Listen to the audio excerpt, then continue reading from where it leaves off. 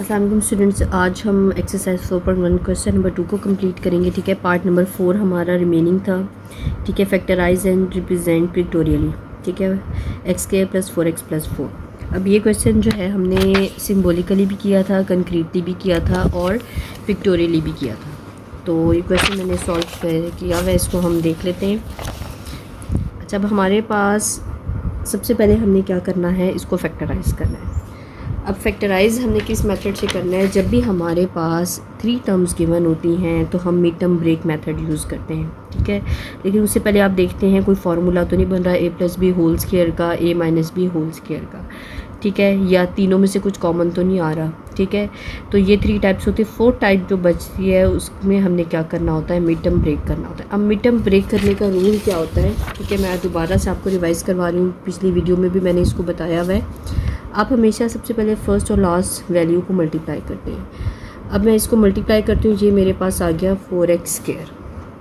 ठीक है, अब इसका जो है नाम है ना, ये याद रखें, इससे आपको इसका स्टेप्स याद रहेंगे। Mid term break. Mid term break का मतलब क्या होता है, इस 4 को हमने क्या करना है, ब्रेक करना है। अब इस 4 को छोड़ दें अभी। ठीक है, जो मिड टर्म है 4, इसको आपने क्या करना है, ब्रेक करना है। इसका ये मैंने लिखा है कोफिशिएंट। कोफिशिएंट क्या होता है, वेरिएबल के साथ जो वैल्यू होती है उसको हम कोफिशिएंट कहते हैं। अब इस 4 को हमने इस तरह ब्रेक करना है कि प्लस या माइनस करें, हमारे पास ये वाला 4 आए, मल्टीप्लाई करें तो हमारे पास ये वाला 4x² हो और ये पॉजिटिव 4x² हो। ठीक है, साइन का ख्याल रखना है। अब 1 के टेबल में अगर करें, 1 4 ज़ा 4 होता है, लेकिन 1 और 4 को आप प्लस करें तो आपके पास 5 आता है, जबकि हमें क्या चाहिए, 4 चाहिए। ठीक है, अगर आप 2 के टेबल पे जाते हैं तो 2 और 2, अगर आप इसको प्लस कर देंगे तो ये क्या हो जाएगा, 4 हो जाएगा, और अगर आप इसको मल्टीप्लाई कर देंगे तो ये भी क्या हो जाएगा, 4। अब हमारी मिड टर्म जो है वो भी 4 है और जो मल्टीप्लाई करके हमें चाहिए वो भी क्या है, 4 है। ठीक है, यानी इसके जो 2 फैक्टर्स हैं हमारे पास वो 2 और 2 है। ठीक है, अब फैक्टर्स के साथ जो होता है ना, हम ये वाला वेरिएबल साथ लगाते हैं। ठीक है, तो अब हमने इस 4 को ब्रेक किया, हमारे पास क्या आया, 2x और 2x। ठीक है, ये वाला 4 जो है एज इट लिखेंगे। अब फर्स्ट 2 में से हम कॉमन लेंगे, x कॉमन आएगा। ठीक है, कॉमन का मतलब ये होता है कि अब हम इसे एक तरह से आप कह दें डिवाइड करें या माइनस करें। अब यहाँ पे x 2 टाइम्स है, 1x हमने कॉमन ले लिया, ब्रैकेट में क्या रह जाएगा, x। यहाँ पे x 1 टाइम है, ये x हमने बाहर निकाल दिया, इसकी जगह क्या आ जाएगा, 2। इसी तरह यहाँ भी हम 2 कॉमन लेंगे। ठीक है, x को कॉमन नहीं ले सकते, दोनों में x नहीं है, तो यहाँ पे 2 कॉमन ले लिया, यहाँ पे क्या रह जाएगा, x। अब 4 पे अगर हम 2 को डिवाइड करें या 4 में से 2 को माइनस करें तो यहाँ क्या बच जाएगा, 2। ठीक है, पॉजिटिव साइन है, कोई फ़र्क नहीं पड़ेगा। ठीक है, अब यहाँ पे एक हिंट भी है कि जब पॉजिटिव वैल्यूज़ होती हैं ना, तब आप माइनस का ना सोचा करें, फिर सारी ही पॉजिटिव वैल्यूज़ होती हैं। अब ये ब्रैकेट्स वाली वैल्यूज़ जो है ये सेम है, एक दफ़ा इसको लिख देंगे, एक दफ़ा ब्रैकेट के बाहर वाली। ठीक है, ये सिम्बोलिकली था। अब आ जाएँ कंक्रीटली पे। अब कंक्रीटली में मैंने आपको क्या बताया था कि आप x² को जो है वो किससे डिनोट करते हैं, आप एक स्क्वायर से डिनोट करते हैं। स्क्वायर की एक तरह से लेंथ और विड्थ लेते हैं, ये भी x होता है, ये भी क्या होता है, x। लेंथ इंटू विड्थ क्या हो जाता है, x²। सिंपल जो x होता है उसको आप या तो इस शेप में बनाते हैं या इस शेप में। इसकी ये साइड x होती है, ये साइड 1 होती है। अगर आप इसमें देखें तो ये 1 होगा, ये क्या होगा, x।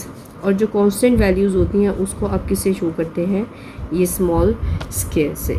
ठीक है, अब इस क्वेश्चन में देखें, हमारे पास है x²। ठीक है, हमारे पास क्या है, x² है, तो हमने क्या बनाना है, एक स्क्वायर बना दिया, x इंटू x, x² हो गया। उसके बाद हमें गिवन है 4x, तो 1 2 3 4। ठीक है, अच्छा, अरेंजमेंट का ख्याल रखना है। अगर मैं 3 4 यहाँ पे बना दूँगी ना, तो ये जो कांस्टेंट वैल्यूज़ हैं ये मेरी जो है यहाँ पूरी नहीं आएंगी और एक रेक्टेंगल की शेप नहीं बनेगी। तो ये आपने प्रैक्टिस करनी है कि 2 रेक्टेंगल्स आपने यहाँ बनानी है और 2 आपने यहाँ बनानी है। अब आगे जो वैल्यू है वो है 4, तो आपने यहाँ इसके नीचे ये कांस्टेंट वैल्यूज़ 4 बना दी।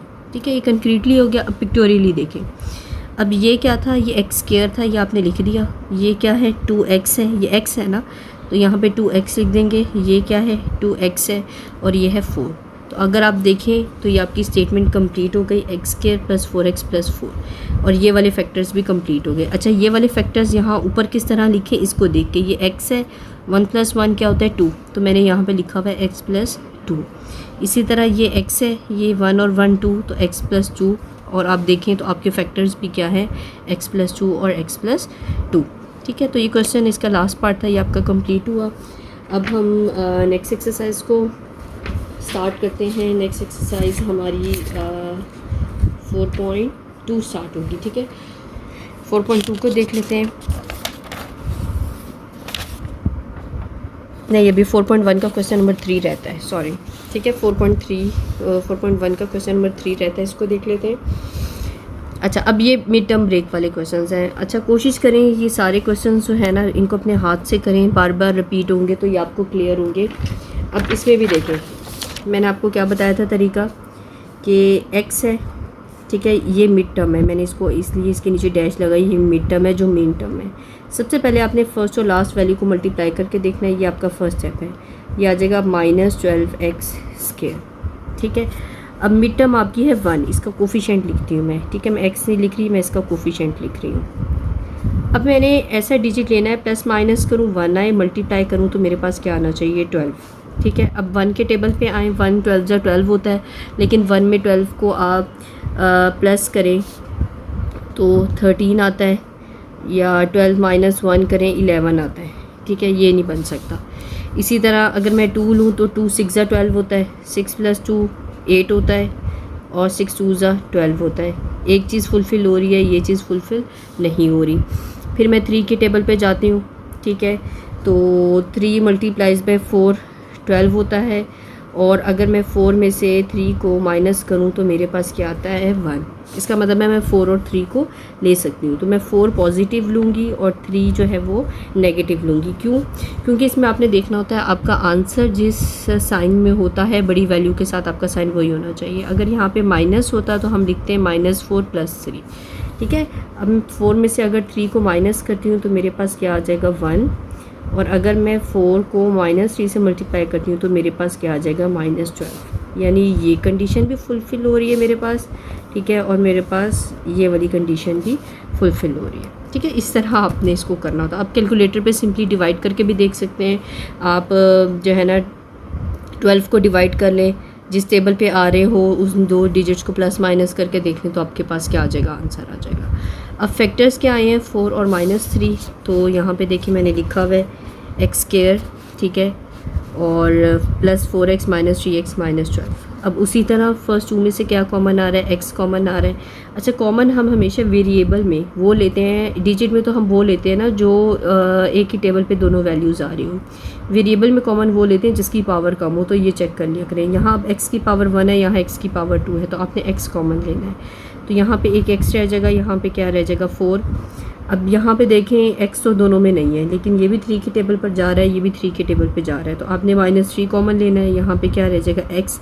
इस माइनस की वजह से ये वाला माइनस क्या हो जाएगा, प्लस। हमेशा जब भी माइनस बाहर कॉमन आता है, अंदर वैल्यूज़ के साइन चेंज हो जाते हैं। अगर फॉर एग्जांपल ये प्लस होता तो यहाँ पे माइनस हो जाता है। ये बात याद रखा करें, माइनस हमेशा साइंस को चेंज करता है। तो यहाँ पे x आ जाएगा। अब 12 3 के टेबल में किससे आता है, 4 से। ठीक है, फिर आपकी फैक्टराइजेशन सही होने की जो निशानी होती है ना, वो ये होती है कि ये दोनों वैल्यूज़ बिल्कुल सेम आती हैं। अगर इसमें कोई साइन का फ़र्क आ रहा है, इसका मतलब है आपने यहाँ पे कोई प्लस माइनस या फैक्टर की मिस्टेक की है। ठीक है, इस तरह चेक भी किया करें। अब ये दोनों सेम, एक दफ़ा इसको लिख लेंगे, एक दफ़ा जो ब्रैकेट के बाहर है आप इसको लिख लेंगे। ठीक है, ये मैंने इसलिए दिया, अगर आप नोट्स बनाए ना तो इसको लिखा करें, आपको याद रहेगा। आहिस्ता आहिस्ता प्रैक्टिस से आपको सारे याद होंगे, लेकिन शुरू में आपको थोड़ा सा देखना पड़ेगा। अच्छा, इसी तरह पार्ट नंबर 2 देखें। अब आपने इसमें किसको ब्रेक करना है, 7 को। अब फर्स्ट और लास्ट को मल्टीप्लाई करें तो क्या आना चाहिए, 10, प्लस या माइनस करें तो क्या आना चाहिए, 7। तो 10 हम देख लेंगे, 1 के टेबल में आ जाएं तो 1 10 ज़ा 10, लेकिन 1 + 10 11 होता है। यहाँ पे हमें क्या चाहिए, 7। 2 के टेबल पर आ जाएं तो आप 5 2 ज़ा 10 भी लिख सकते हैं, 2 5 ज़ा 10 भी लिख सकते हैं। अब 5 2 ज़ा 10 दोनों को प्लस करेंगे तो 7, मल्टीप्लाई करेंगे तो 10। इसका मतलब है फैक्टर्स हमने क्या लेने हैं, 5 और 2। और हमारी स्टेटमेंट पॉजिटिव है तो सारी वैल्यूज़ हमने किस में लेनी है, प्लस में। माइनस की गुंजाइश ही नहीं है। जब सारी वैल्यूज़ पॉजिटिव हो, माइनस के बारे में आपने सोचना ही नहीं है। ठीक है, अब इसका मिड टर्म ब्रेक है। वेरिएबल मैंने आपको कहा था ये वाला यूज़ होता है हमेशा साथ, तो 5 के साथ भी x लगेगा, 2 के साथ भी x लगेगा। एक तरह से हमने इसी को खोल के लिख दिए।